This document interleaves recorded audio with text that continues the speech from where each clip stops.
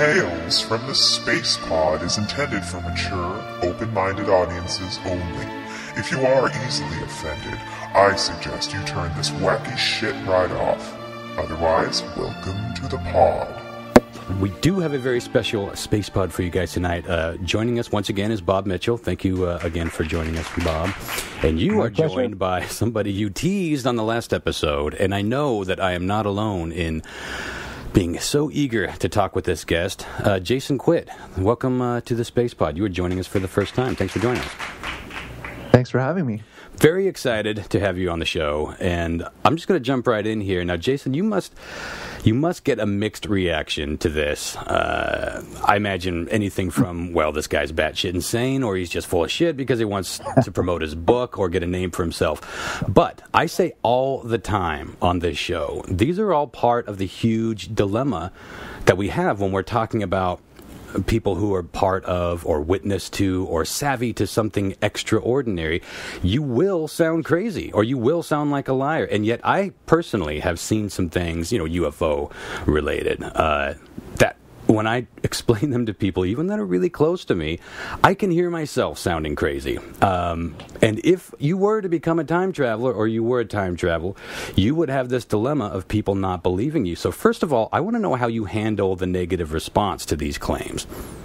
Well, first of all, I never really came forward with this information for quite a long time. Mm-hmm. Because, I know that it's crazy.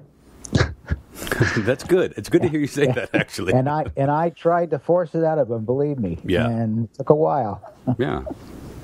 But so it's not like something... Going, it kept going. Yeah. Yeah, it's not like something I want to advertise and talk to people about, because what I think is it's just part of my human experience. And for some reason, I went through all these different stages of experience. And it seems that the more that I've talked about it, the more people have come up to me and said the same thing has happened to them. Ooh, that's really interesting. That was one of my questions down the road. But before we get moving further, multi-dimensional time traveler, what exactly does that mean, and how do you achieve this? How did you stumble upon this? Okay, so it's not a physical time travel. I'm not physically going anywhere. I'm physically sleeping in my bed. Okay. So, a lot of people will say, oh, you're just dreaming. But this happened in many, many stages. So it starts out when you're dreaming, and then you start to have an outer body experience.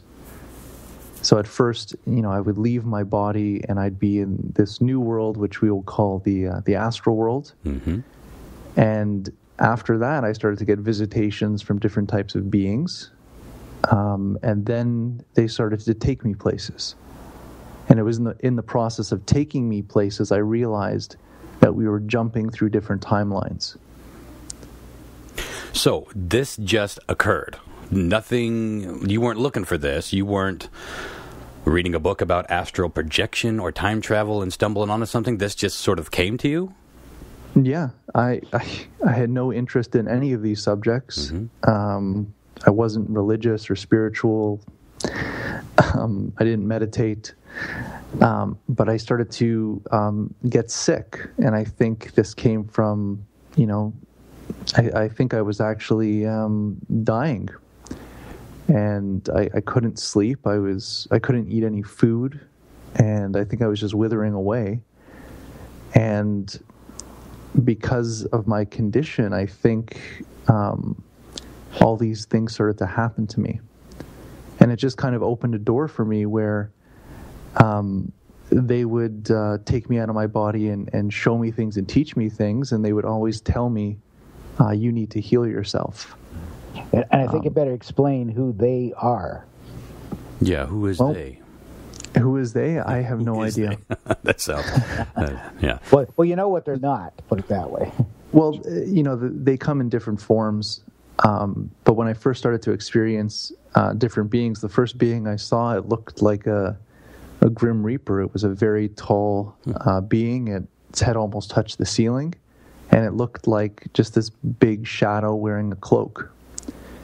And it was very scary looking, and I was very frightened of it. Well, especially when you've been ill. If you've been seriously ill, that's the last sight you want to see. The Grim Reaper. Yeah. That's interesting. Right. But this being would put me into sleep paralysis.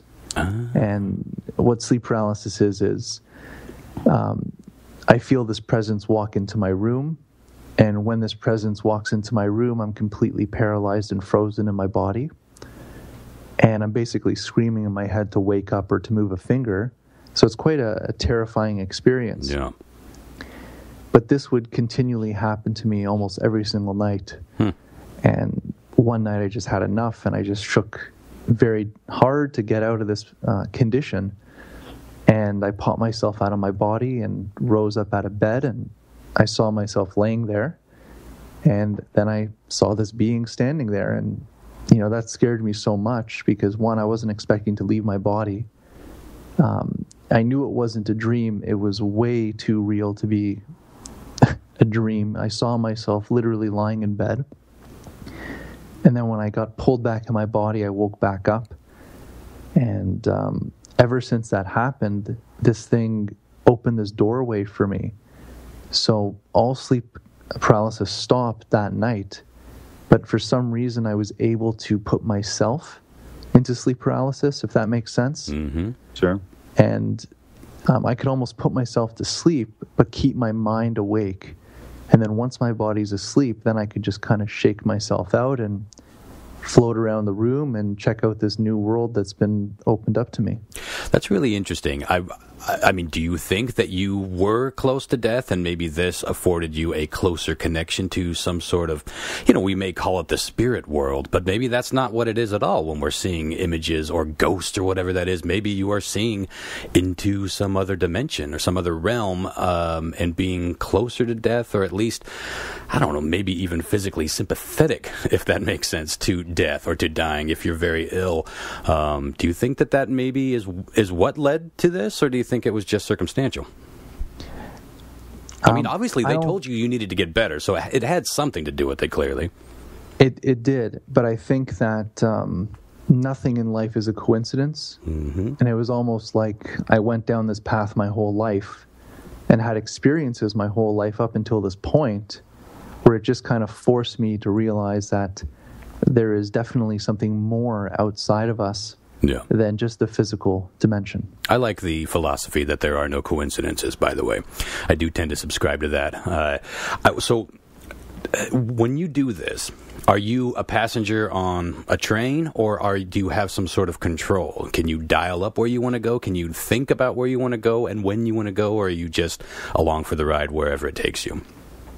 I'm along for the ride. Yeah. And I could, put myself to sleep and shake myself out of my body. But once I leave my body, it's almost like I'll be pulled into these portals and I won't have any control of where I'm going.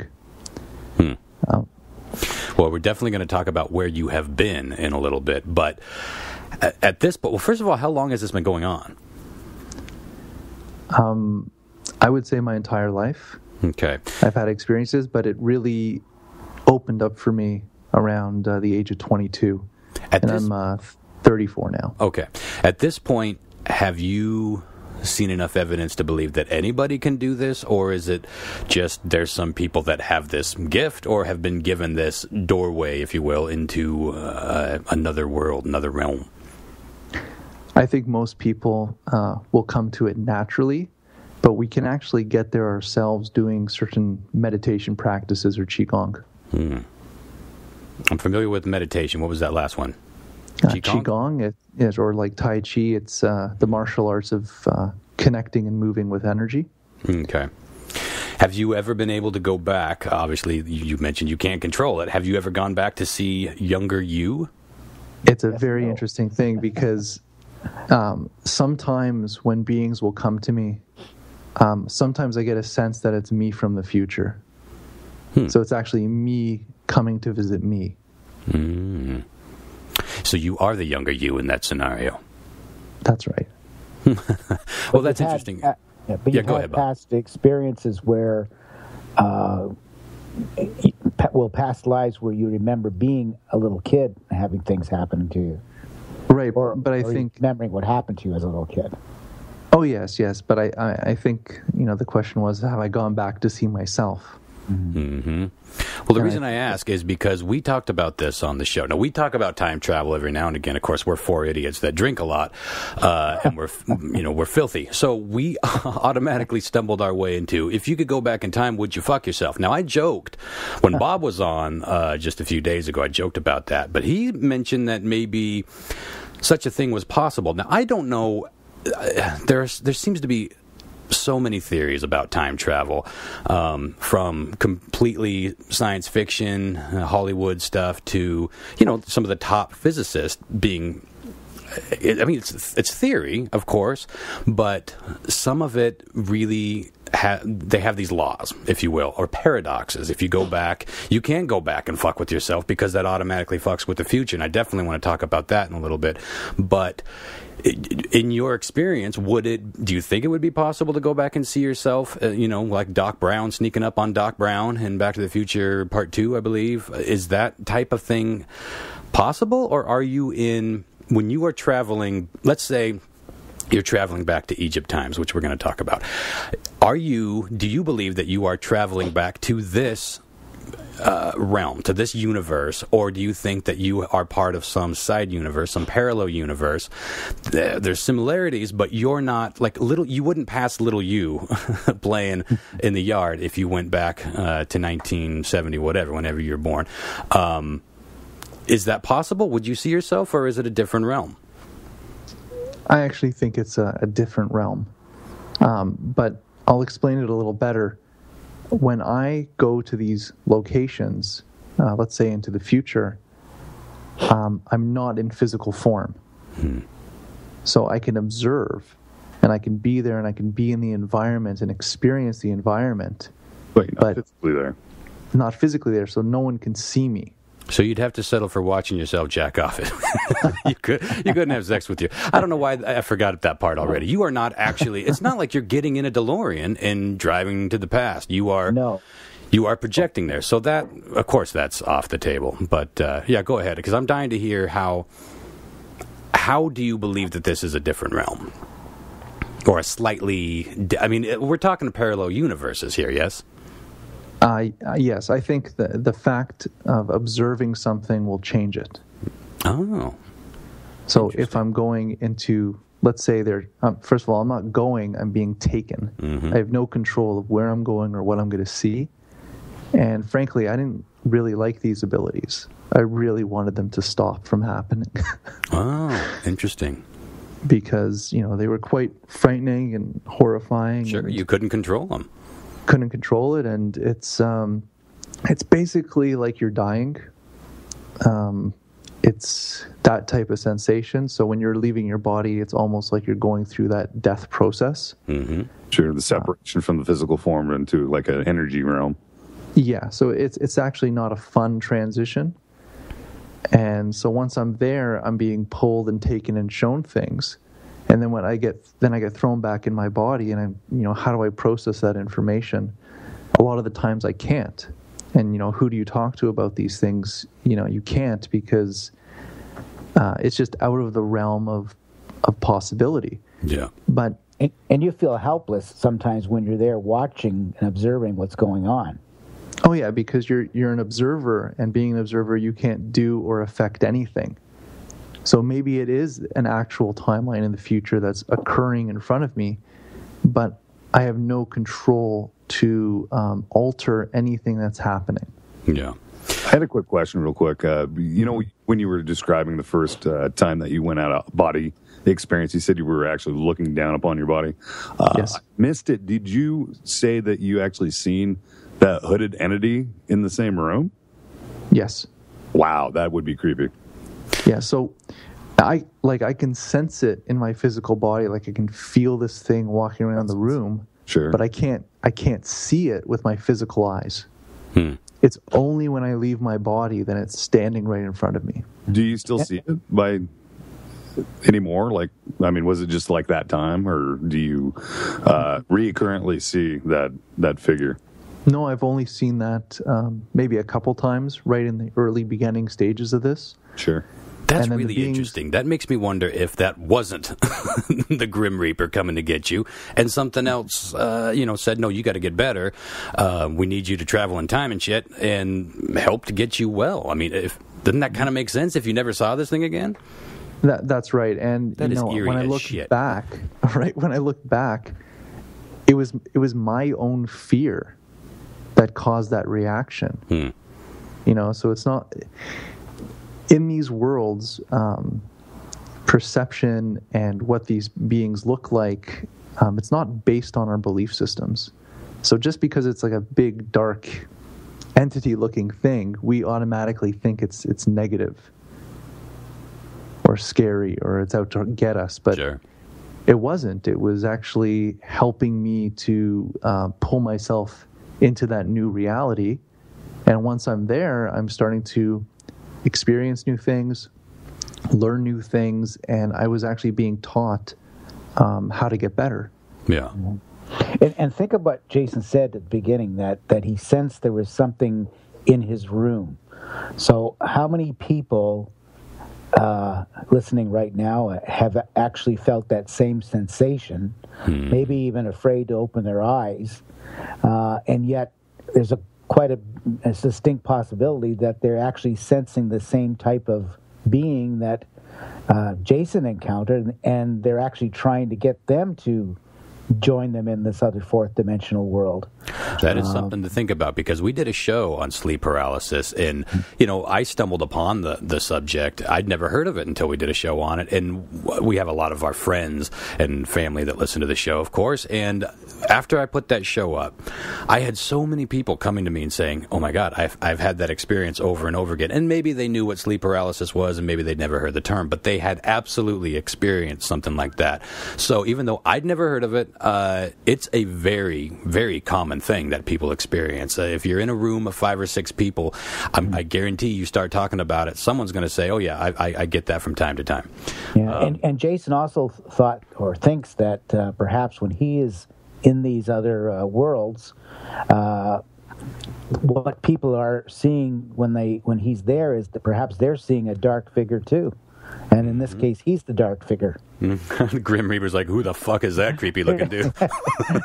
It's all about perspective. Well, one theory is that you could... it's funny, I always think going back, this is probably some sort of psychological test, when you think about getting in a time machine. If it was a quote-unquote time machine, you can go wherever you want. I always think about going back to the past. Of course, we're going to talk about the future in a bit too, but one theory about the parallel universe thing is that you would go back in time and just slightly fuck with something. The slightest thing would cause a parallel universe to instantly be created. You are no longer in the timeline, the linear timeline that already existed. In other words, if you went back and you saved JFK, well, JFK still died in everyone else's timeline, but the timeline that you were in now split off. And I don't know if this is string theory. I don't know what theory this is, but this is one that I always hear. Like when shit goes back, you go back and you fuck with stuff, it starts a new thread. But you can't really mess with stuff, but you said something interesting. You said that you can change things by observing. I want you to explain that a bit more. What do you mean by that? I think that the reason people are taken into the future to, let's say, witness a horrific event coming down the line, I think that's almost like a warning system. So it's almost like they take you, they show you this future timeline and say, this is what the human race is capable of. Mm-hmm. Now go back and fix these things. Interesting. Sure. So what have you seen? Let's start with the future. What have you seen in the future? Nothing nice.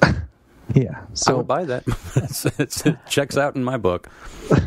Well, like I said, I didn't choose this ability, and it kind of chose me. Sure. And the first time I was taken, the way it works is they took me up into space. So it's almost like they pull you out of the body. You're in a spiritual state. You go up into space. I get turned around. I get to see the planet Earth. Wow. Then they show me a place on the Earth, and I get projected down onto that location. Ooh, that's interesting. And then once I enter that location, I realize that I'm not in the timeline that I left. So, there was no communication between me and whoever was taking me. It was almost just like, I'm going to take you, drop you off, and you figure it out. Mm-hmm. But was it like, are we talking massive differences? Is it like Jetsons with cars flying around, or is the architecture a lot different, or is it fairly the same, but just something's a little off? Maybe at one time. Well, then the future that they showed me, basically, the first thing they showed me was the Earth completely destroyed. Planet of the Apes future. Right. So, well, I guess it would even be beyond the apes. Yeah, it's beyond the time of the apes, huh? It looked like the sky had been burnt somehow, and the Earth was completely scorched. So the sky was a very, very, very bright red. And the Earth was completely burnt, and you can see all the trees were burnt. And then they pulled my consciousness down into the Earth, into a man-made bunker. And there was a person in that bunker, and that person was suffering very much. So whatever had happened, this little bunker that this person built did not help him. And then I was taken back up into outer space, and then back down into the bedroom, into my body. So that's how these experiences work. There's something really interesting about that, because it was horrible when you described the Earth. Finding out that there was still life somewhere down there in some creepy-ass bunker makes it a lot creepier. That really drives it home. So that would be a very interesting and specific thing for them to show you. So what do you do with that information? When you wake up, what's your first thought? My first thought was, I got to recycle. No, my first thought was, did I just actually go into the future? Because at this point, I had no idea what was going on. Sure.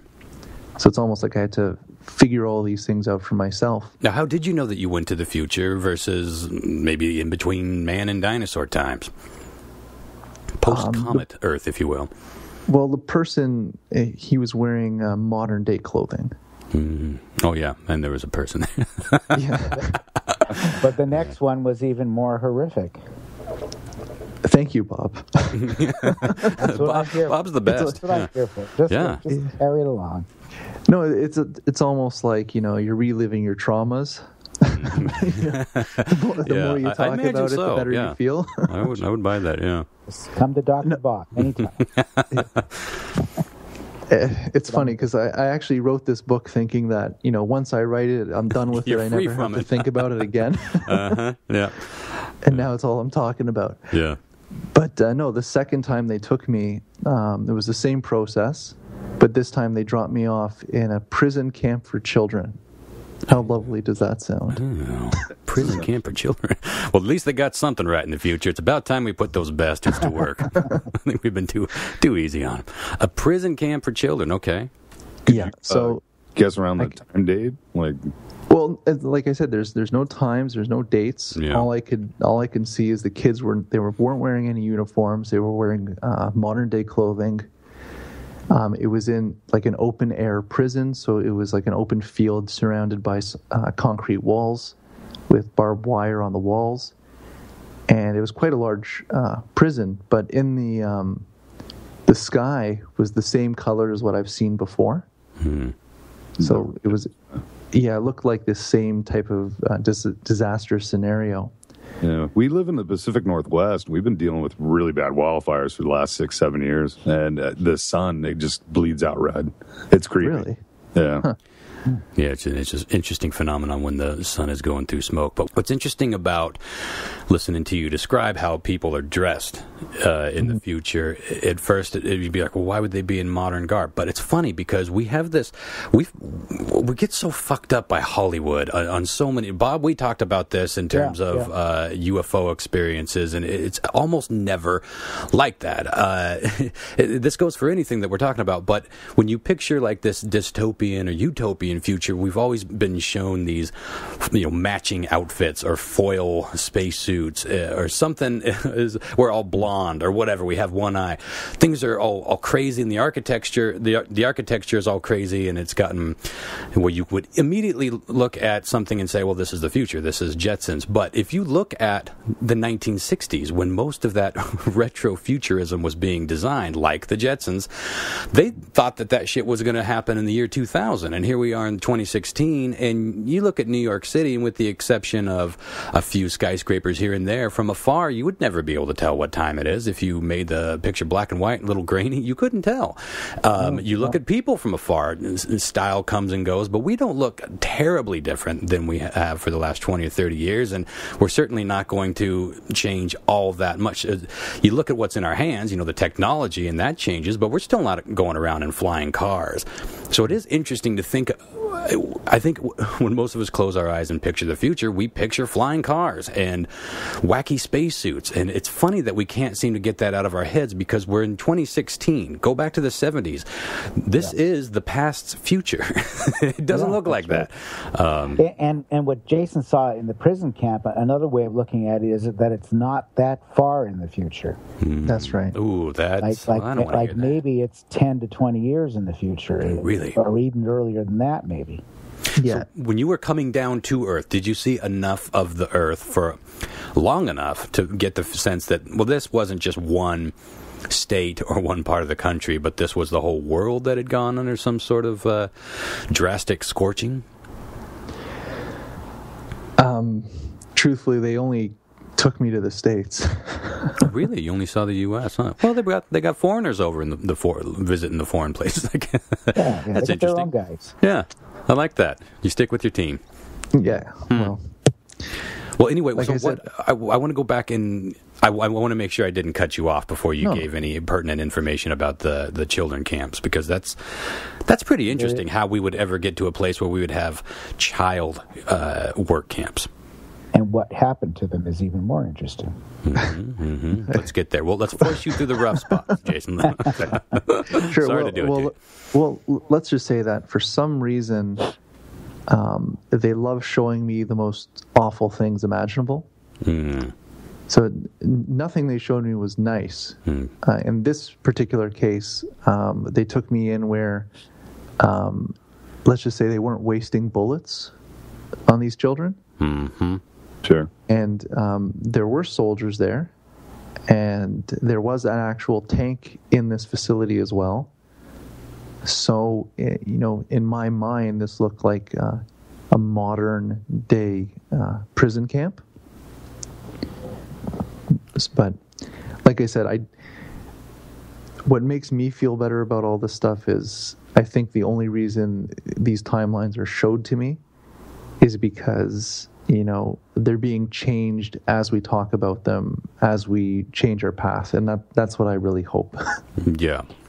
But these soldiers were killing these kids. That's what I was going to ask. What? And they were only 10 to 13 years old kids, or yeah, they were pretty young.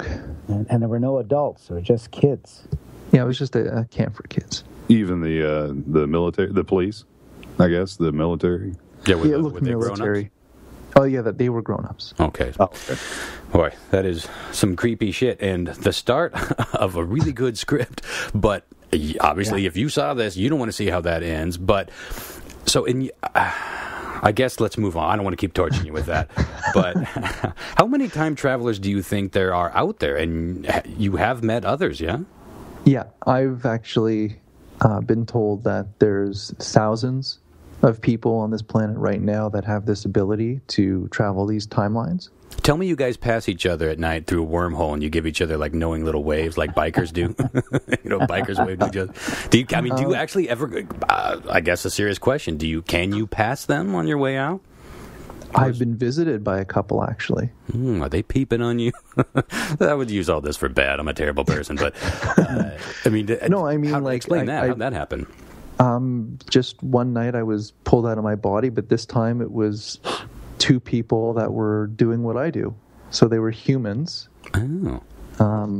And they gave me some information, showed me some things, and, showed me that there's many more like us, and I'm not alone, pretty much. Well, that had to have been comforting. I mean, you said earlier there's nobody you can tell, there's nowhere you can really go, there's not a time traveler's support group, and yet that might be the closest thing you're going to get to it, is people coming and saying, this is crazy, right? You're dealing with this the best way you can, and to talk to somebody who's actually been through it, that would be pretty cathartic, I would think. Well, you know what? I actually have a friend who lives close to Bob, actually, and she read the book, and she was saying she couldn't believe what I wrote because the same things were happening to her when she was growing up.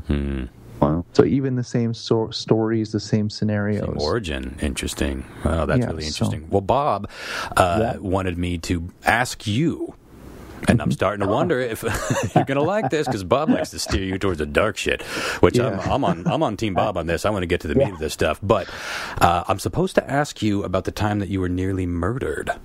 Oh, great. Thanks, Bob. You were we amongst have to friends. set this up a little bit, too. But as he says as we say in the book, he doesn't talk about rainbows and unicorns. Yeah, it's more... Well, we don't want to hear about that anyway. Listen, if we're talking about somebody or one person out of a lot of persons that have been blessed, quote unquote, tasked with the task of going forward, seeing horrifying images, to come back and at least talk about it. At least, I mean, you were obviously supposed to do something. Your seeing this was supposed to achieve something. You are chosen, and I'm sure it feels like that to some degree in both the positive and the negative that would give you. Anytime you have been selected, that can be an exciting and an amazing experience, but it can also put you in a very bad and unfortunate place. But I think that is probably, you were probably supposed to talk about all the dark shit if all you're seeing is dark shit. So let's talk about give us a setup on the time you were almost murdered. Well, first, it's I think it's just part of this whole training thing, because I think the most horrific things I saw in my life happened right at the age of 3 and 4. So I've seen some pretty terrible things throughout my life. So I think it's just part of the desensitizing, I guess. Sure. But I would receive a lot of information going out on these journeys, and a lot of stuff about let's say like the hidden control of the planet, and different species that are here, or ancient technology that we're not supposed to know about.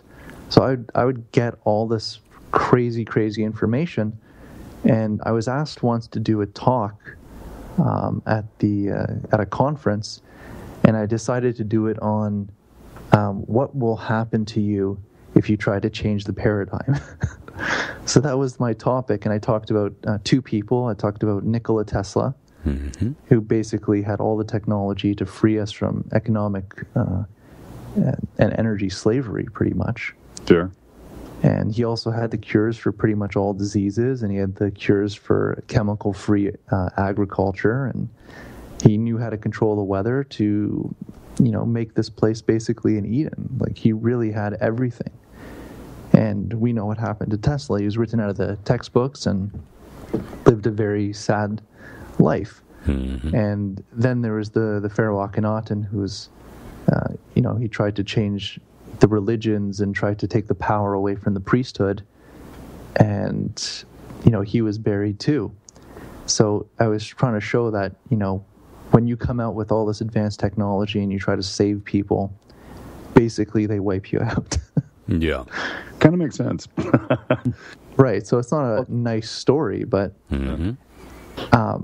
as I was giving this talk, I was giving out a lot of information that was given to me. So it's not like stuff from textbooks or you see on YouTube.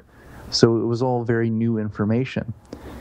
And I realized at this point that it's fine to be the second person to say something. It's not fine to be the first person to say things. Yep. So as I was doing this talk, I was actually being energetically attacked.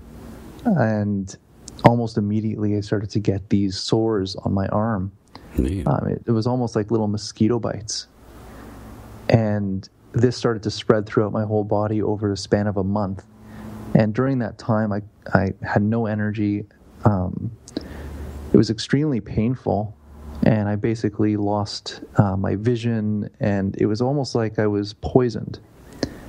And I went to every doctor I could, and gave blood and all this great stuff, and they basically said I was a medical anomaly, and they can't find a single thing wrong with me. Huh. So, I had to kind of, I knew it was an energetic poisoning right when it happened. But, what does that mean? What do you think where do you think that energy is coming from? It actually came from the past life connection that when I was talking about Akhenaten. Oh, that's interesting. He was with the elongated skull, I'm thinking? That's correct. He was completely defaced from a lot of history.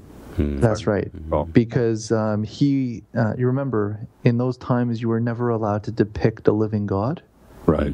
as they were. It's almost like drawing an alien and saying, this is your God, right? Yeah. So he went against all the rules, and for some reason, this character Akhenaten decided to break the spell of the priesthood and say, you don't need the priesthood, you don't need these gods, you're connected to source, take the roofs off the temples and let the sun hit you because that's your greatest connection to source. So he basically freed these people spiritually. And, the priesthood didn't like that, and it took them, it took them many years, maybe 18 or 19 years before they decided, okay, enough is enough, we need to take this pharaoh out. And because he was a god, because, in the textbooks they say he was deformed and had some disease, and that's why he looked like that. Right. But that's completely false. He came from a very ancient bloodline that you can link him way back to the ancient gods. And they couldn't just kill him, so they used sorcery. And they energetically poisoned him and physically poisoned him. And then they buried him alive. And they put some type of insect in there with him that basically started to eat his body. I think he might be attacking your phone line right now because it's just got a little scratchy. That is really interesting. I think you might have an energy attack coming from beyond here. Let me see if this is better. Is this better? No. No? It's just when you... Oh, we got an echo now. Boy, he is really attacking. For the love of God, change the subject. Go back to talking about fucking yourself. No one was messing with us then. Is this better? Is it better? Can you hear me now? No. Why don't you hang up and I'll call you right back. Sometimes just restarting a connection will fix stuff like that back. Oh, that was weird. Isn't that interesting, the timing of that? No, I don't want to say that was... It gets weirder. Well, it was when he was divulging all the facts about the stuff. The phone line kind of cut out. Yeah. That's fascinating. Akhenaten was an alien, basically. Yeah, basically. Yeah. Mm-hmm. I've seen portraits like the whole elongated skull, the kind of oversized stomach and stuff like that. Yeah. And the mainstream scientists, they just don't want people to know that. Yeah. Sure. I want to hear about Jason, give us a little audio there. We'll see. I paid a lot of money for this microphone. Well, it sounds better now. I think I have to return it. Yeah, it's better now? Yeah, it is better now. It wasn't right when you first called back, but now it sounds good. So hopefully we won't have any more snafus. All hopefully the gods of ancient Egypt have returned from whence they came. So where were you? Because Bob teased that it gets even weirder here. I think I was saying that they poisoned him and put him in a sarcophagus, put curses on him, and then they put some type of insect in there, or insects to devour him or eat him. And as these lives are coming back to me, this is what shamanism calls reliving. So basically, I've connected my energy to these timelines, and I've brought them back into this timeline. So as this person is dying there, it's manifesting in me physically here. And I literally started to look like a zombie. My skin started to swell and fall off. Like, it was really not a fun thing to go through. Think The Walking Dead on a good day.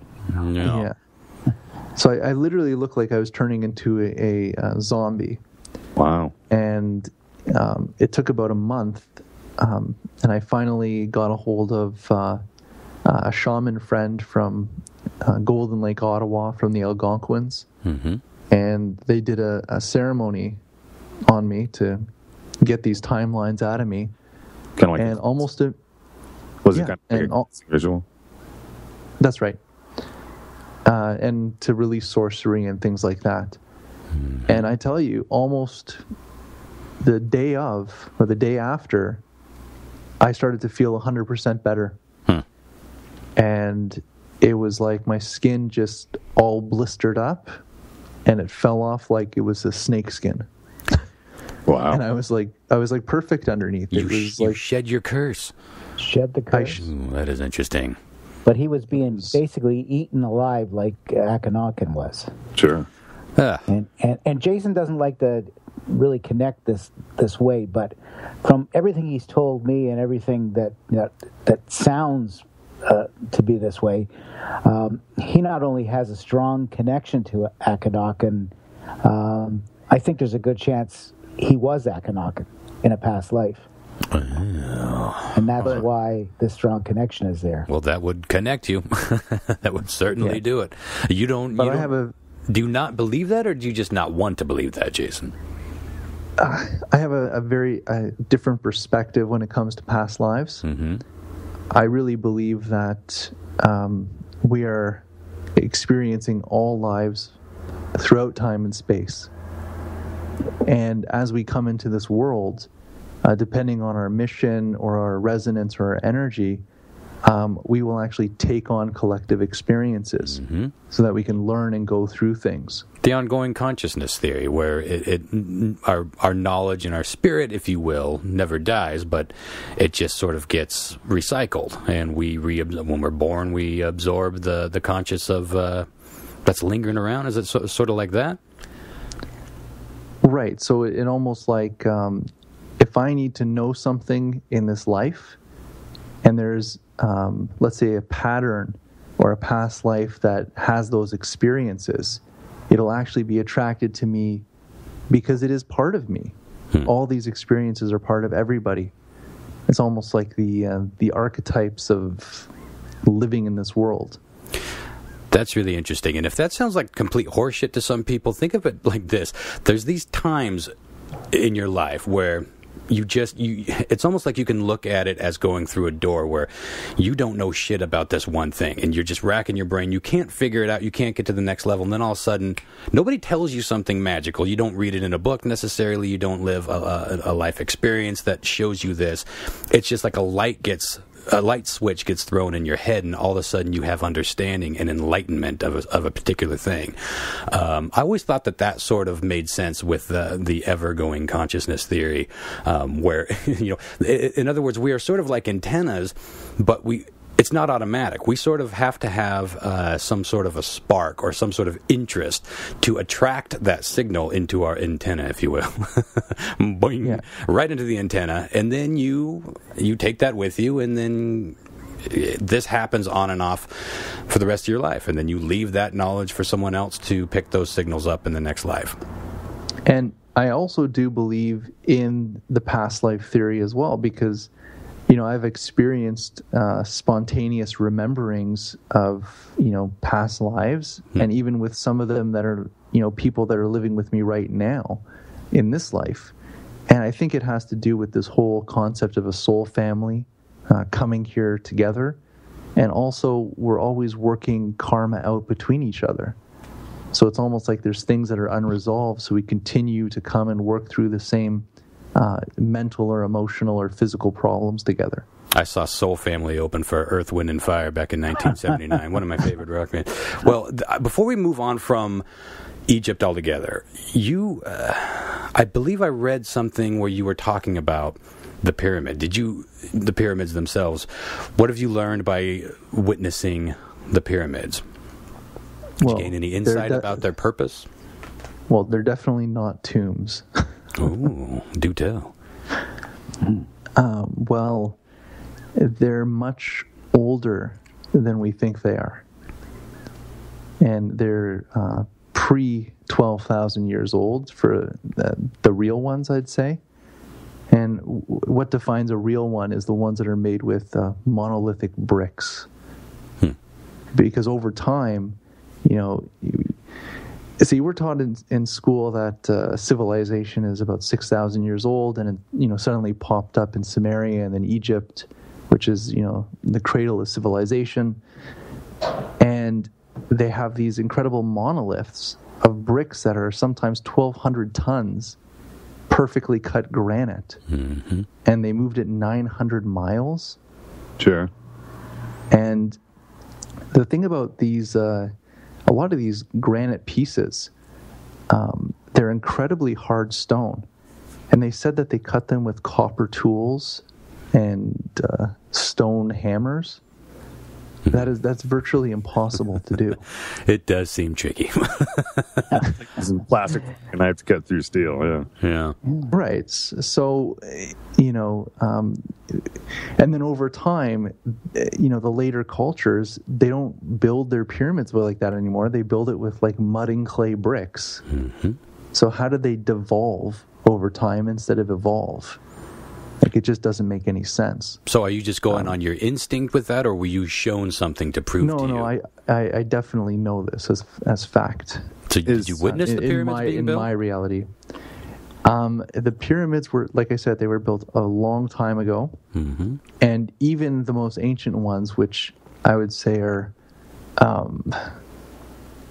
go back even further than 30,000 years, a lot of these temple sites, they're built on top of these old temples. So if you look at their foundation, you'll see different time periods that these temples were built. So once you get to the very, very lower levels, you start to see these huge monolithic blocks, which means they came from a much earlier time. And all those things are before 12,000. And there's a lot of these structures that are found on the ocean floor. Yeah. I mean, there's one off the coast of Japan. I think it's like 300 feet underwater. I mean, what time period do you think that was built in? Yeah. Were you ever shown, basically the functionality of what the pyramids were supposed to be? I mean, was it worship? Were they power plants? Were they a source to send out signals, maybe to? They were energy machines. They had many functions, and they work with the energies of the earth, and it created these kind of like ley lines. I'll call them. Yeah, ley lines, scalar waves that shoot out through the apex into outer space because they connect to other pyramid systems that are on other planets and other star systems. Oh. So there's a communication between stars and planets using the pyramids. Gotcha. And Jason knows this because he lived one of those lives. As someone who built the pyramid? Well... Thanks, Bob. Bob, you're the best. Keep on digging. He's going to know way more about you than we will, of course. So, yeah, he knows the good stuff. You got to tell him. If you built one of the pyramids, we got to hear about it, son. That's all there is to it. Some of the backstory on the pyramid. Well, I actually just came from the Global Pyramid Conference in Chicago last weekend. Mm-hmm. Nice. And there was quite an amazing person there. His name is Dr. Sam, and his last name is very hard to say. It's Bosnian. But he discovered the Bosnian pyramids. Oh, wow. And if you look up the Bosnian pyramids, everybody says they're complete phony and fake, and it's just a mountain. But they actually excavated a lot of it. And they found it was made by cement bricks.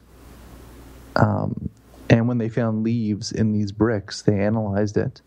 And carbon dating is around 34,000 years old. Wow. And this structure is still active.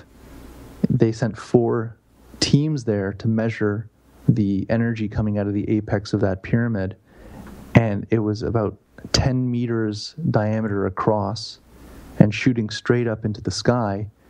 And 4 different teams with 4 different meters picked up exactly the same frequency, which was 28 kilohertz. Wow. And it was sending this frequency into deep space. Well, that's interesting. Now, going back to the Bosnian pyramid, that the only pictures I've ever seen are of it covered in grass, covered in trees. Have they excavated it? Did they scrape down? You're saying they scraped down to that and they saw that it was actually made of cement? Yeah, I was actually holding a core drilling of it this weekend. Ooh, that's interesting. So what about the pyramid on Cydonia? Do you think, on Mars, do you think that might be one of these transceivers, I guess? Yes, and there's pyramids on the moon. Mm-hmm. There's pyramids throughout, I would say, the galaxy. And the interesting thing about these pyramid sites is that they're set up in a geometry that matches different star systems. And really interesting. Yeah, you can see the pyramids of Egypt. They're lined up with, let's say, the Orion belt. But if you look at all the pyramids together, it actually forms a star map. And many different constellations are shown in this, and the most frequent ones used are Orion, Sirius, and Pleiades and the Taurus system. So those are the main star maps. Are you of like any Aztec pyramids being? Oh yeah, they're all exact. A lot of the Aztecs ones are aligned up to the Pleiades. So what are they doing? Are they transmitting? I mean, you said that they're energy. Are they creating energy? Are they just beaming energy? Where does this energy ultimately come from? What about making a pyramid creates energy, or is what's happening in there? It's the structure itself. So the shape of the pyramid, the geometry, creates that energy form, and it's the materials.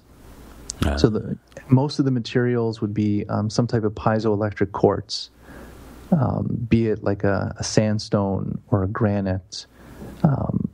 So it will actually create quartz crystal is like a frequency amplifier, and with the right tunnels, with the right geometry inside and the cavities inside these temples, and using the ley lines in the earth and there's a guy, his name is John Shogenzi. I'm trying to remember his name. But anyways, he laid out the whole earth and showed that each pyramid site actually lined up on the other side of the earth with volcanoes.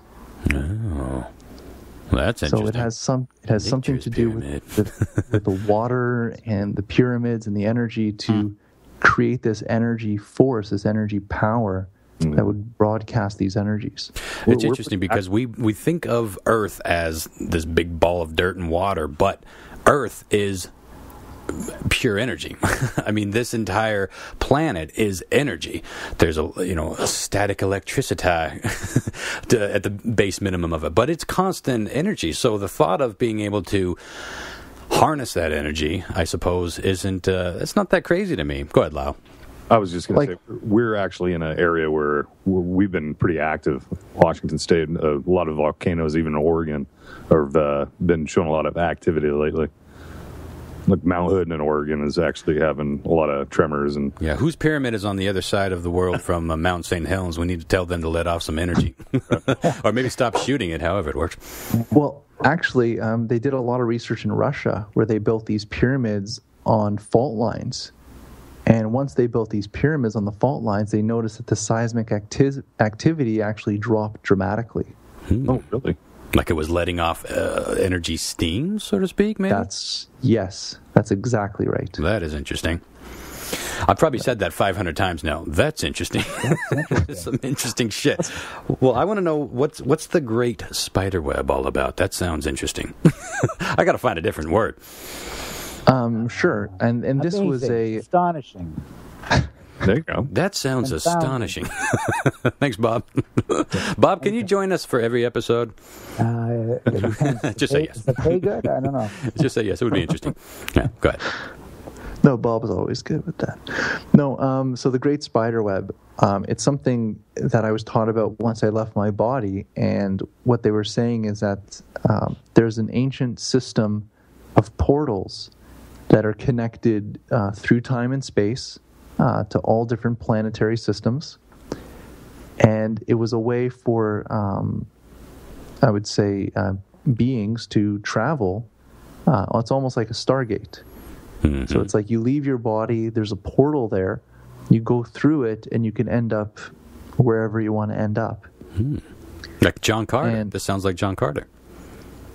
Yeah, it's something like that. So, but this is out of your body. So this was like an outer body experience. So, for example, it's like, let's say you go to sleep, and let's say everybody on this planet has the ability to leave their bodies.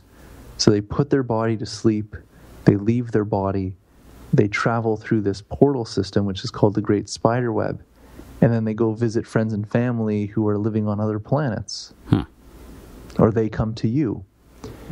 And what I was told was that a very long time ago, and they used eons, so this might be in the millions or billions, they were saying that this system was actually created by a group of beings.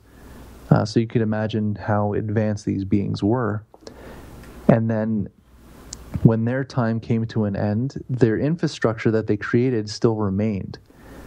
And then another species came along, and they also developed great technology and science, and they figured this spider web out, but they also figured out how to sever these webs. And they figured out how to sever the web so that they can kind of take control of systems themselves. So nothing could enter or leave the systems that they've severed. Well, as I was traversing through the Great Spiderweb to go see loved ones in space, one of my fears might be, where's the giant fucking spider? Right? We're flying through this giant spider web. Did anyone stop to think there might be a giant fucking spider up here?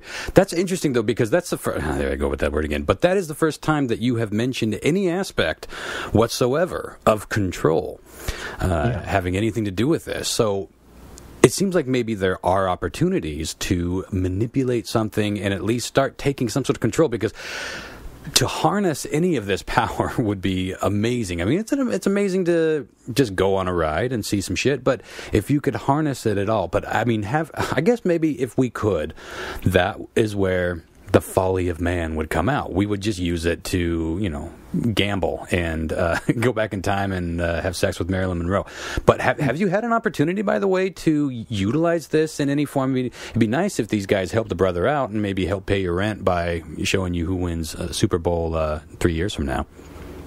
Have you had any opportunity to exploit this power of you, I guess is what I'm saying. Tickets, but I don't get it. yeah, Bob and his lottery tickets. I'll just say that there was one time where I really wanted to go somewhere, or I really wanted to experience something, and I was actually allowed to do it. Oh, they gave you a gift. Yeah. It took a long time to go through that process, but I did it. It's probably a personal question, and you don't have to answer it, but where did you want to go? Well, I wanted to know where my body was going when I would lose the consciousness and then come back to my physical body.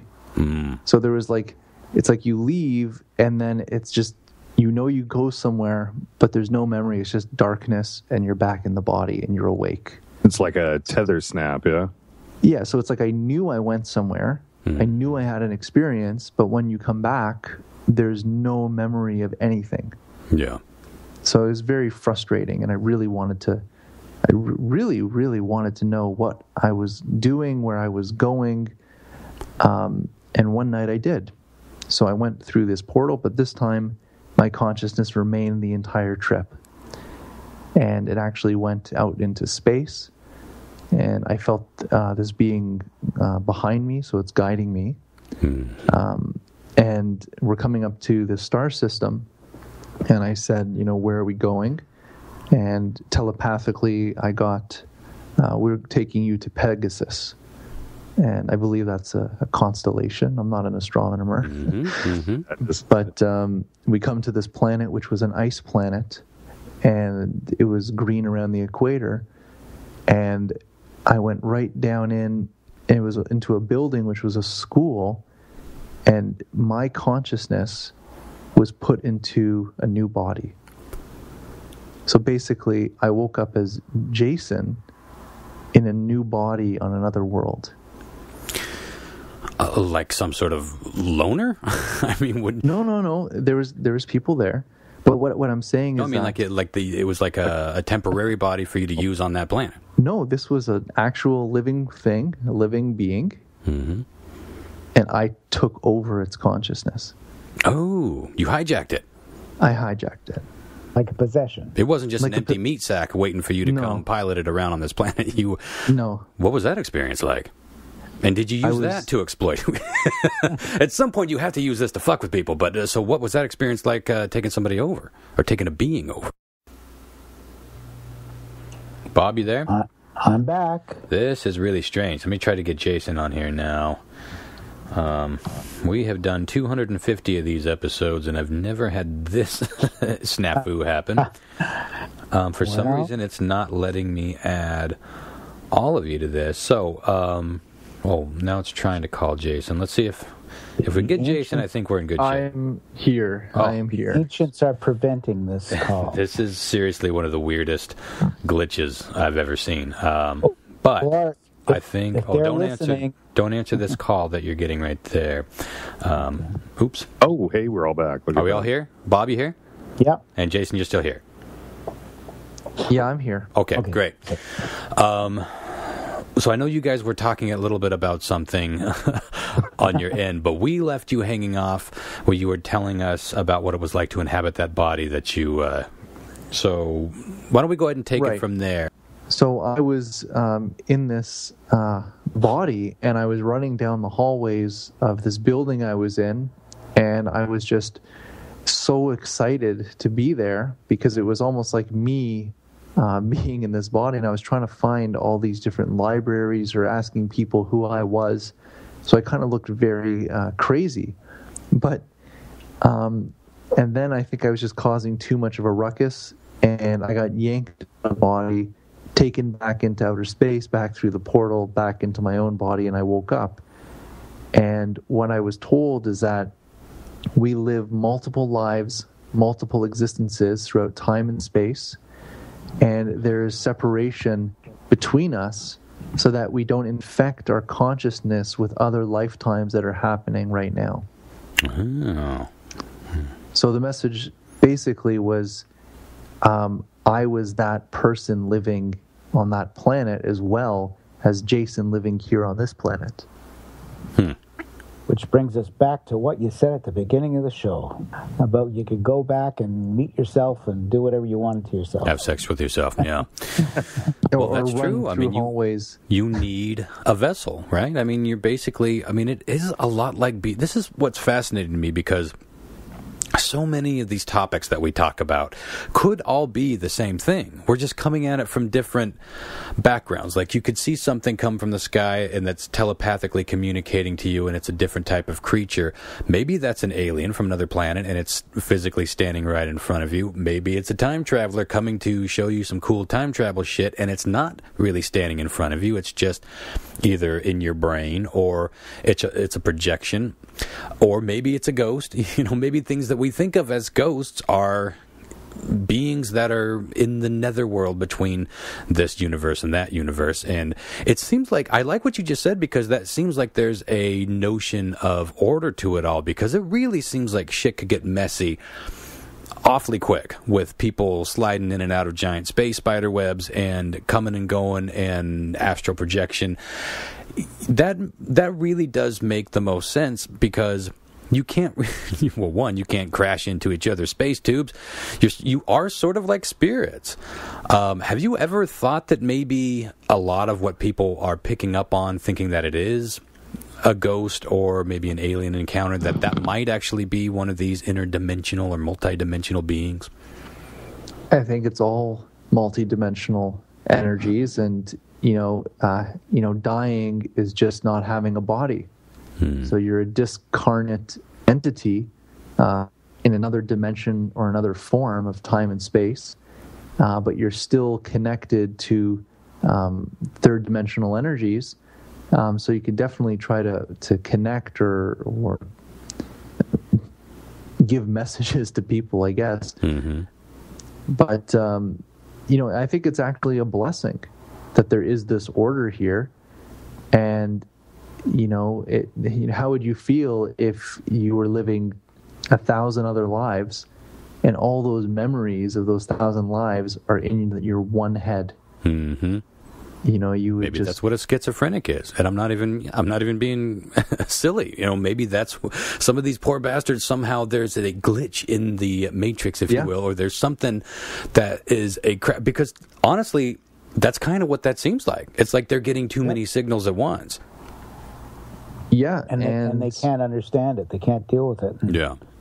And of course, the doctors they don't know what they just have one theory. You're nuts. Well, we talked about that on the episode you were just on, Bob, with people coming forward and talking about aliens, especially back in the day, being thrown in the loony bin. How many people are actual time? This really goes back to where we started.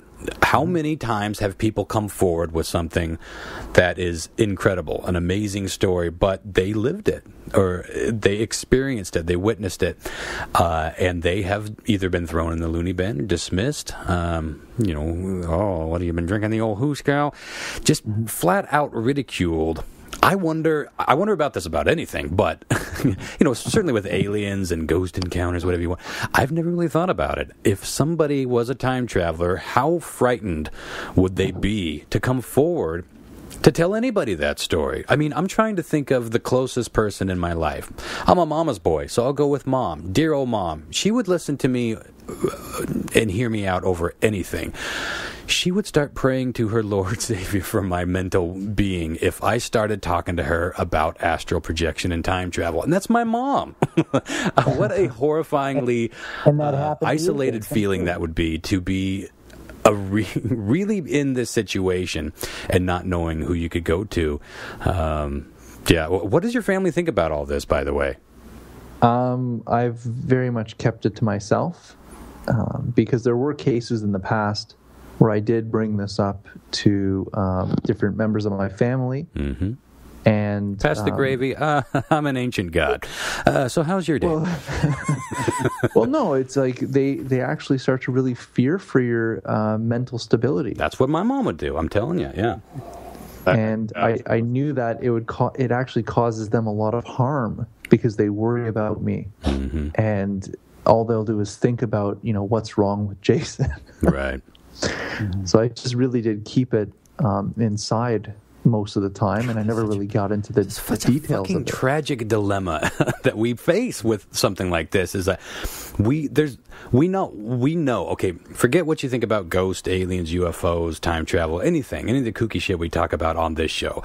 We understand, even the people that believe in this stuff and have had major experiences. We understand that we are living in a world of fringe science at best, but it's like just think about how tragic it is that we are cutting ourselves off at the knee because of something as silly as like grade school peer pressure and ridicule. I mean, that's basically what this boils down to. We are afraid to come forward because we are afraid of being made fun of, even as adults. How fucking tragic is that we are so closed-minded that we can't, at least, we know that there are things that we can't understand. We know that there's science today that will be laughed at 1,000 years from now, if we make it past the scorched earth phase. If that one scientist in the bunker down there doesn't fuck it up. We know that there is shit that we will never understand in this lifetime that they will come to accept as common knowledge, in the future. And yet, we bank on everything that we know as, well, this is all there is. This is all there's ever going to be. It's funny how we're so willing to put ourselves in a box and just forget about thinking outside of it. There's a reason go ahead. I think that scientists, ones that are open mind, can actually see this because they know if you look at the electromagnetic spectrum, which is massive, it's massive wavelengths of energy, that we only experience a very small slice of that entire electromagnetic spectrum, and we call it the visible light spectrum. Sure. And that's what our whole human system is tuned into. We're tuned into the realm of experience through light. So we are actually light beings, right? Because we live in a world of light. We experience that wavelength of electromagnetic energy. But if you can change your perception, if you can change your sight or your vision into other frequency ranges, what you're doing is you're actually tuning into different dimensions. And what if there are beings and energies and consciousness that are living in other wavelengths and they're all around you, but you can't experience it because you're only tuned to that light frequency? That's interesting. But that's what comes back to the Great Spiderweb, doesn't it, Jason? Because at one time, millions and millions of years ago, this is what everybody did. It was accepted that you traveled, you lived this way as a dimensional being. And then, and then the bad guys came and then religion comes along and says that you got the devil in you, and we're going to throw some holy water on you and pray for your sins. So and we're trapped, and most of us are basically trapped in our third dimensional bodies and our third dimensional reality. Well, religion itself could have been just an attempt to explain away some of this mysterious shit that we don't understand. Yeah. We're still trapped in the spider web, as a pun. Like we're trapped in our own webs of consciousness that says you can't be this or you can't know this, and you got to be in our hive mind state of consciousness because this is the way we see the world. And that's why when someone comes out of this reality, it's like, oh my God, everything that I believed growing up is completely wrong. What I like about that is that we can all relate to that on some sort of macro level. Some sort of, again, going back to enlightenment, this time on the side of life experiences, we all get old enough to learn, starting off maybe questioning Santa Claus, and then questioning what we were taught in school. Maybe the Thanksgiving story wasn't what we thought. And you learn how much of what you accepted as gospel as being bullshit the further you go, and you do sort of start to get this notion that well, if this is all bullshit, what is true? Yeah, what the hell's going on? Because everything is crazy. I mean, you want to talk about something sounding crazy. We are meat puppets piloted by some sort of ghost on a spinning space rock. Anything after that is crazy. It's like, it's all relative anyway. But I really like that notion. Go ahead, Lyle. You want to say something? I was just going to say who really actually writes history, Well, it's always changing. I mean, history now is not what the history was 100 years ago. We know it's vicious. Like Christopher Columbus didn't find America. It was prove it. Speaking of history, though, before we get going too much further, I want to know what has been your favorite thing to witness, like going back in the past, going back to the future. What has been? Obviously, a lot of it has been grim. A lot of it has been an awakening, and sometimes awakenings aren't always pleasant. But what has been your favorite experience? My favorite experience actually is just a very strange one. Maybe to explain it a little. Hang on just a second. Whatever your favorite experience is, I think it might be tied to that Egyptian god. Yeah. we got bugs in the machine again. It kind of is. I'll just tell you that. The entire time now you're talking about. This is creepy. I can't wait for you to hear this back. It's very creepy. This is actually very fitting. It sounds like he's kind of in another dimension. He's like going in and out. Maybe he's trying to time travel. Who knows? I can tell you this. We've had a lot of weird things happen on Skype. I've never heard anything that sounds exactly like this. Right. This does sound very unique. Well, there are people out there that don't want us speaking about this stuff, I'm sure. Well, if they're out there in the nether regions and the spider webs, I would believe that they can get into the internet. Well, I went through a period about a month ago where I couldn't do anything on Facebook. I was banned from posting. I couldn't send to anybody. And you send one dick pic, Bob, and they ban you for life. You can't get it. All I was doing was promoting our book and all that, and then suddenly couldn't do it anymore. Man, it's weird. You're saying that at the beginning I was sounding fine, but now I'm not sounding good right now? You're clearing up now. Oh. I'd say let's dive into it while the ancient gods are busy fucking with someone else. Right. Favorite moment? All right. Okay. Experience. It was almost like the only way I could describe it is an acid trip without drugs. I'm listening. So I don't know if I heard this one. Basically, I went to sleep, and I was transported somewhere else into another dimension, and I was like this amoeba thing, and I was this amoeba thing in the sky, and I was over this beautiful forest, and the sky was very different. It was like a pink, purple, orange sky, very different colors than a sky I've ever seen, and I was just this glowing, see-through, translucent, glowing amoeba in the sky, and it was almost like there was a bunch of us amoebas, and we were like, it was almost like we were dancing over this forest, and there was these light snakes. I can't even describe them. It's almost like electric snakes going in between us, and I just spent the night hanging out on top of this forest as this amoeba being in the sky. And it was this crazy, beautiful, amazing experience. A little bit of San Pedro in there, I think. This was drug free. That's the crazy part. Lyle, you remember we had Wilbur Allen, UFO researcher, on a few weeks back, and didn't he mention being out at Area 51 and seeing something up in the sky that looked sort of amoeba-like and was sending telepathic voices to his head? It actually, it was something that followed him. From Area 51 to the hotel he was at. It actually warned him. It said telepathically, it said, "You get the F out of there." Right? That's right. And the rest of his crew got arrested and taken onto the base. He was there. Jason, were you hanging out at Area 51 that day?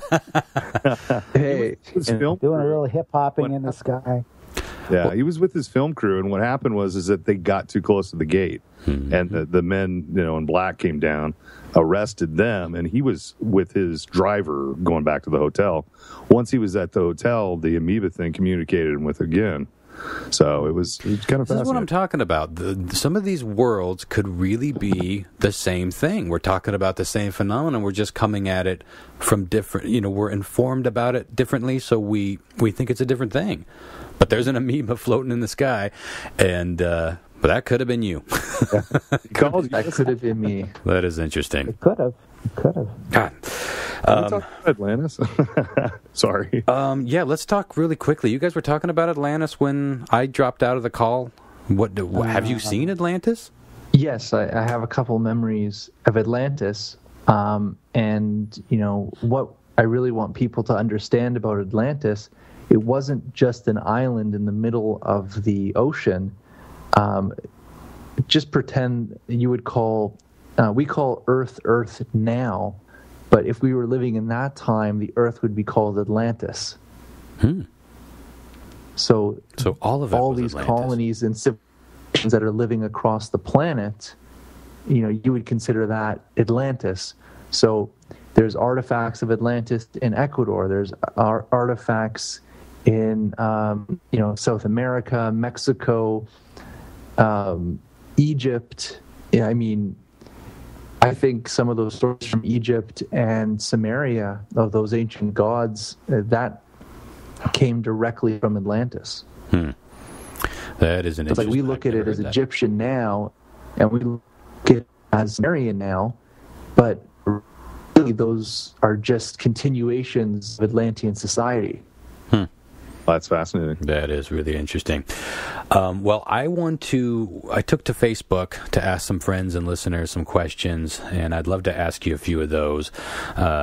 Kyle asks, he wants to know if you can give us any info, I guess you've kind of done this already, to the architecture of the multiverse and the intertwining dimensions therein. Now, you talked about the Great Spiderweb, and you talked about, you basically, for lack of a better term, prayed to see where you were going, and you kind of got a glimpse into that. But was it just going up into space, or was there any other structure besides the spiderweb that you were given access to?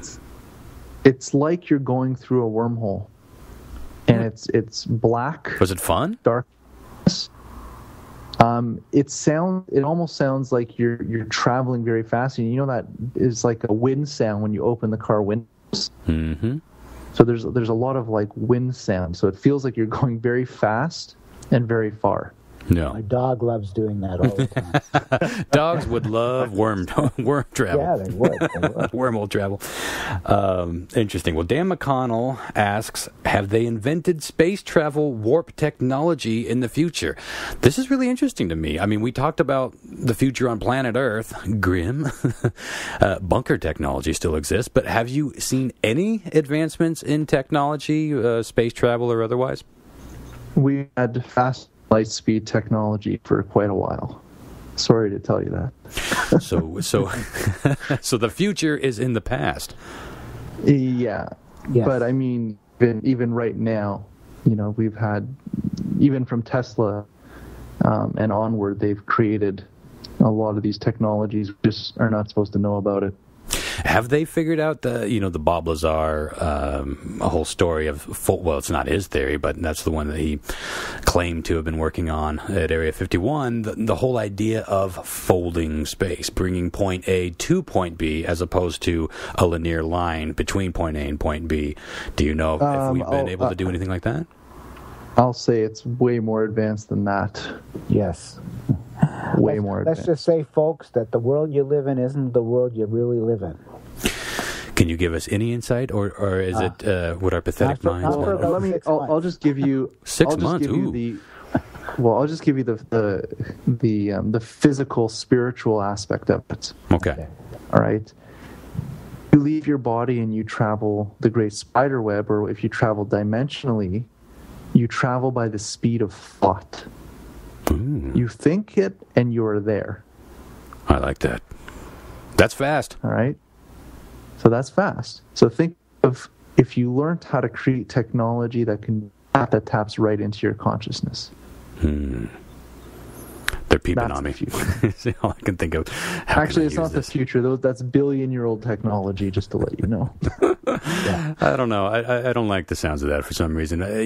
I get that everything that we know is bullshit. I can buy into that. I feel like that. I felt like I was born feeling like that. Like everything I was taught was a sham, even though I'm not savvy to the sham, you know what I mean? I've never had to see behind the curtain to feel like there is something going on behind the curtain. So none of this would surprise me. Bob, you mentioned in 6 months. What's in 6 months? Well, Jason and I are working on another project right now that we really can't talk about yet. But all I can say is that if you think Forbidden Knowledge, Revelations of a Multi-Time Traveler is a good book, then this next one will completely blow your mind and will completely change, really, the way you look at every aspect of the world. Well, I can't wait for that. That is intriguing. Laura Wood asks if people really live underwater in the year 3000. Did you see any glimpses into the future that involved, I guess, living like the Snorks?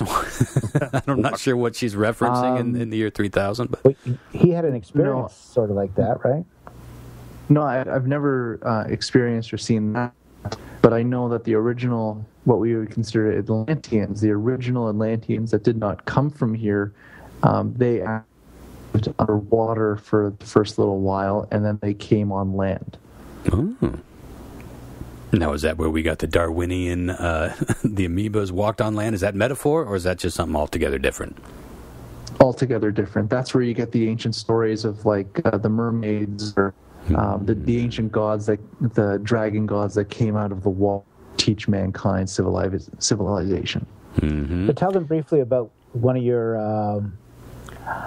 it's not a past life experience. It's an experience on another world where you had the capabilities. Oh yeah. I was on another world, and like you get to live these strange things because once you're opened, it's like sometimes lives just bleed through. But I remember I was an amphibian type being, and it looked almost like the bayou down in like southern United States, with long causeways of water and river systems. and just lush tropical forests. Mm-hmm. And instead of traveling by car, we were like excellent swimmers. So the housing would be on the riverside, and a lot of memories of just like flying down these causeways in the water, just like almost like a dolphin, but not a dolphin, like a humanoid amphibious creature. And just loving it. That does seem efficient. A lot of fun. Yeah. Mm-hmm. Yeah. Just to have nothing to do with this conversation, but my dog is in this room where I am right now, and she's staring at the wall, barking. Are you astral projecting to the dog right now? You fucking with the dog, Jason? Maybe we should end this before it gets even crazier. At the wall. Jason's face just comes through the door. See, it would be so fun to be able to control this sort of shit, and I would just use it for bad shit. I would use it to fuck with people or to exploit it for my own gain. Well, one more question before we cut you guys loose. Ryan asks if you have ever come across any of your other selves. Now, I kind of asked that, but I don't remember if we got a clear answer. Have you ever seen any version of yourself? Yeah, actually, I came to the conclusion a couple of years ago that a lot of these weird beings that were coming to see me, even though they looked alien to me, it just made more sense that this was me or a different version of me trying to visit me and give me some information. Yeah. Yeah, that's interesting. Well, we had the theory that I was in Fred Meyer, I don't know, about right before we even started this podcast 6 years ago, and I was just minding my own biz, and this old dude shuffles up next to me, and I just felt his presence behind me, and I turned around, and he's got this big dumb grin on his face. He's like, do you enjoy spacemen? Or what did he say? No, do you enjoy the Star Wars pictures? And there was nothing Star Wars related around me at all. I wasn't over by the movies. I think I was looking at an iPhone case or something, and I was like, yeah, I enjoy the Star Wars pictures. And he's like, I thought so. The moment I laid my eyes on you, I said to my wife, and there's nobody around him, there's no wife, I said to my wife, there's a boy who enjoys spacemen and robots. And he gave me this weird knowing look, and then shuffled back off into the store. And I thought, well, there's a kooky situation and a funny story I'll have to tell for the rest of my life, which I do. But for some reason, I think it was Christopher who stumbled on the notion that might be a doddering old man version of myself that just came back to Fred Meyer to get produce and ran into myself. I would like to think that I would have something a little more interesting to say than you like spacemen and robots. He's right. I love spacemen and robots. I'm an artist by trade, and 80% of what I paint are robots. So it's the strangest situation, and I have no idea. But I've always wondered, now, do you think, Jason, that there are other means to travel through time? Do you think that there is such a thing as a actual time machine, or is this all a metaphysical type of thing? No, I was actually thinking the physical kind when I heard this story. Maybe in your future there will be time vacations. Well,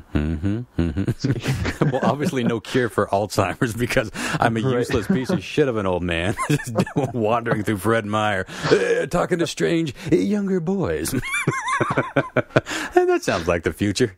The future me. Does that sound like something you would do, though, in the future? No. I mean, I would do that to some young lady. I wouldn't go looking for myself. Even if I did want to fuck myself, just to find out if there was a paradox. Or a pair of dicks, if you think about it. Boy, we better get on out here.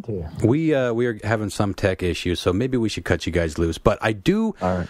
I don't know. Maybe we can have you back on in the future. I definitely want to hear. How about 6 months from now, we'll see what you guys got coming out. You're going to be making your circuit again. I would love to have you guys back on to talk more about this, first of all, but definitely to talk about the new shit, because I can tell you guys got something exciting brewing, and I'm dying to know what that is. So if you guys would love to come back, I'd love to have you back. It's going to be well worth it, believe me. Awesome. Before we do get out of here, Forbidden Knowledge, Revelations of a Multi-Dimensional Time Traveler. You can get it on Amazon, all the usual spots. Do you guys have a place you prefer people find your book? No, Amazon's Amazon is probably good. the best Yeah. place, yeah. Okay. What about online presence? Bob, we listed all yours. Let's go ahead and go through those again, though, real quick. Yeah, it's Bob Mitchell, author.simplesite.com, and there's links to all my books on there, but they all link up to Amazon. And my email is bobmitchellwriter@gmail.com, and my Facebook is Bob Mitchell Writer, so try to post as much as I can when I'm allowed to post. And when Mark Zuckerberg says it's okay for me to do so, I do it. When you're off the couch, yeah. And Jason has his own stuff. Yeah, Jason, where can people find you? My website is thecrystalsun.com. That's thecrystalsun.com. And I got other books on there and some crystals and different types of healing tools and some articles. Actually, I write some articles on there. Great. We can actually do a whole show on crystals. I was just going to say we didn't even get into any of that. So we'll definitely have you guys back. We will reach back in about half a year, and we will talk. I can't wait to see what you have guys. us back before that 6 months, but once you get the 6 months going, that's all you want to talk about. Yeah. So talk about the crystals in like a month or so. Okay, we'll do that. I would love to do that. Well, thanks so much, guys, for sitting down with us, and we will talk very soon. All right. Thanks again. Yeah. Thanks, guys. Thanks, guys. Bye-bye.